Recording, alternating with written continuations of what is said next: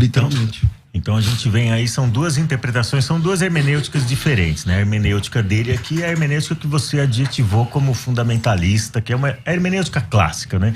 O que o pastor César mencionou aqui, pastora Alana, foi a hermenêutica que a igreja tem adotado ao longo de 1900 anos, e aí essa hermenêutica passou a ser questionada mais seriamente a partir do século XX, provavelmente, e agora no século XXI ela tem sido bastante questionada com outras hermenêuticas, como uma hermenêutica inclusiva e uma hermenêutica chamada generosa também por alguns pastores que tratam do assunto. Mas vamos para essa questão hermenêutica propriamente dita. Posso só abrir um parênteses aqui rapidinho? É que o pastor usou a palavra homossexualismo, e essa palavra ela já não pode mais ser usada porque o sufixo ismo denota doença.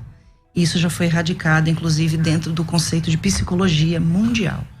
Então, é errado você colocar a expressão homossexualismo, porque a homossexualidade não é uma doença. Embora a gente saiba que a igreja até hoje não decidiu o que a homossexualidade é, porque tem linhas teológicas da igreja que diz que é doença, tem outras linhas que dizem que é demônio.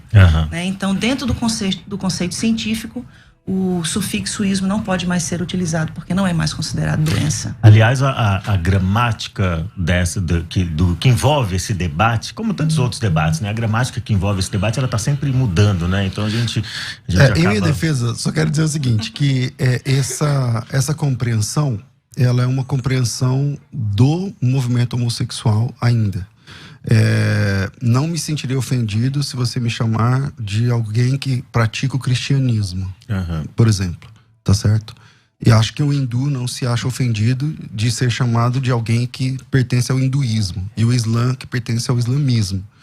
Essa compreensão é uma compreensão gramatical recente, nova, e que não teve da minha parte aqui nenhuma razão assim para ofensa pessoal. Não, mas se você não se sente ofendida, não, porque se você disser que é doença, que não é a minha abordagem, aí vai parecer que eu tô te chamando disso. Então não tô te chamando, tá? Então se você se sente melhor, ao invés de eu falar homossexualismo, homossexualidade, tá tudo bem pra mim. Mas o que a Bíblia condena é a prática de duas pessoas, duas mulheres que têm sexo entre si, dois homens que têm sexo entre si. Aí eu não sei exatamente o termo que você prefere, mas... Agora, a questão do ismo não está dentro de um conceito de sufismo, de sufixo. Está dentro de um conceito realmente científico. Eu não estou falando aqui de uma questão relacionada ao hinduísmo, cristianismo. Estou falando de um sufixo que é usado para denominar uma doença. Sim. Estou falando dentro de uma questão científica. Dentro de uma classificação, você está falando, né? Então,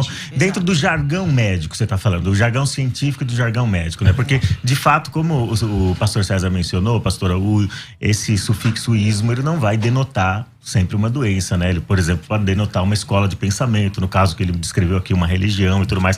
Mas vamos para as perguntas, já que a gente está mencionando aqui essa questão dos textos bíblicos e como a Bíblia trata do assunto, né?